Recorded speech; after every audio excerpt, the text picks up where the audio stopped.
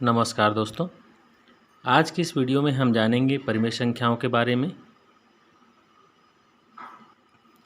इस वीडियो में हम परिमेय संख्या को एक नए तरीके से समझने का प्रयास करें।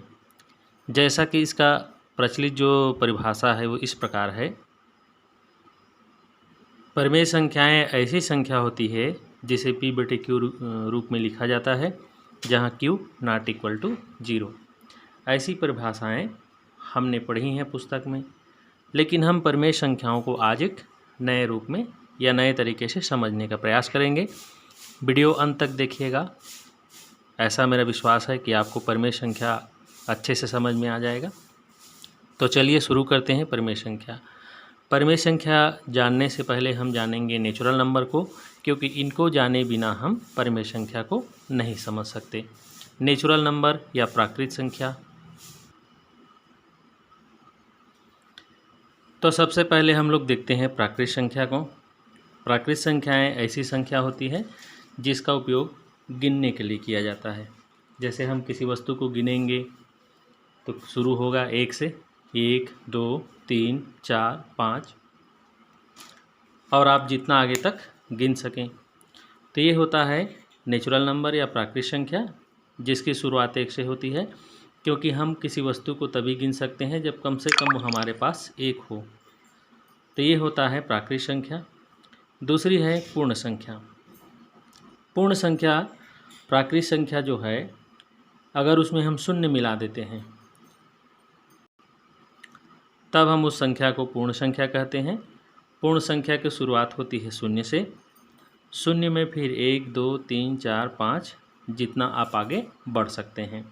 तो ये प्राकृत संख्या 1 से शुरू होगी, पूर्ण संख्या शून्य से शुरू होगी। इसके बाद आता है पूर्णांक संख्या, जिसको हम लोग इंटीजर नंबर बोलते हैं। तो इसमें शून्य भी होता है, धनात्मक संख्या भी होती है और ऋणात्मक संख्या भी होती है।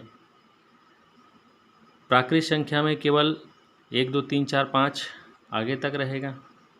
पूर्ण संख्या में शून्य से लेकर धनात्मक संख्याएं होंगी, और पूर्णांक संख्या में शून्य भी होगा, धनात्मक संख्या भी होंगी और ऋणात्मक संख्या भी होंगी। तो इस प्रकार से अलग अलग संख्या पद्धति है। अब ये देखिए 1 2 3 4 5 ये सब क्या हैं? प्राकृत संख्याएं हैं। तो इसका मतलब ये है कि जितनी प्राकृत संख्याएं हैं उनको पूर्णांक संख्या भी कहा जा सकता है।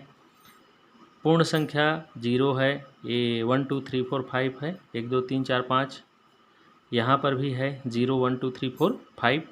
तो इसका मतलब ये है कि हम प्राकृत संख्या और पूर्ण संख्या इन दोनों को पूर्णांक संख्या कह सकते हैं, या प्राकृत संख्या और पूर्ण संख्या पूर्णांक संख्या होती हैं।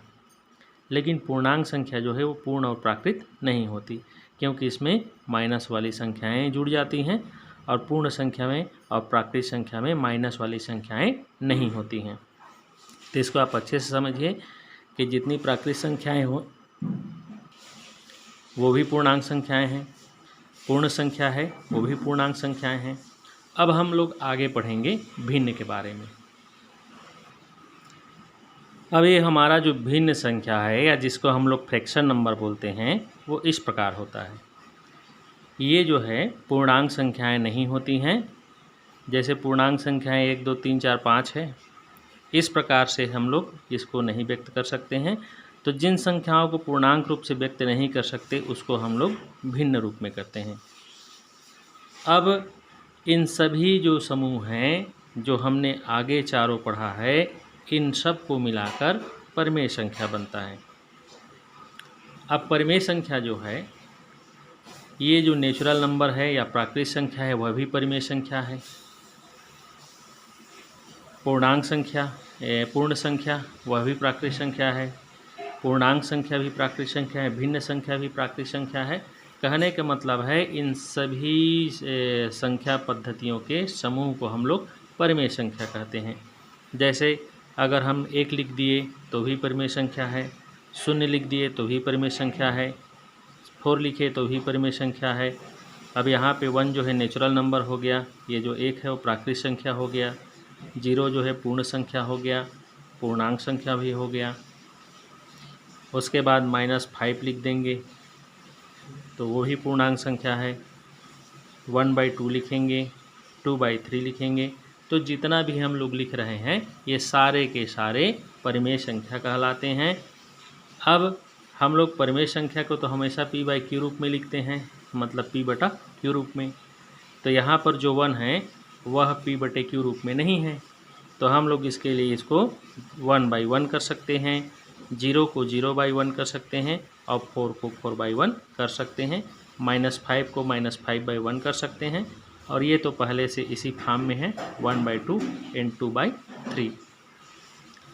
और ऋणात्मक संख्या जैसे -2/3, -4/5, तो ये सारे जो हैं मिलके परिमेय संख्या कहलाते हैं।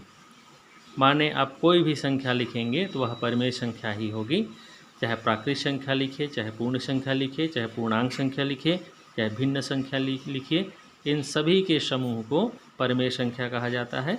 जिसका एक साधारण परिभाषा है, परिमेय संख्या ऐसी संख्या होती है जिसे p/q रूप में लिखा जाता है, जहाँ पे q ≠ 0।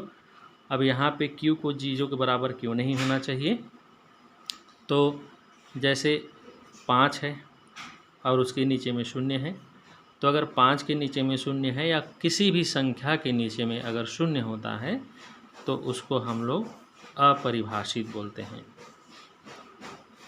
दरअसल इसका कोई निश्चित वैल्यू नहीं होता है, इसलिए नीचे में 0 नहीं होना चाहिए और इसके बाद आप जितनी संख्या लिखते हैं वो सारी की सारी जो है परिमेय संख्या होती है। 4 लिखेंगे वो भी परिमेय संख्या है क्योंकि उसको 4/1 लिख सकते हैं।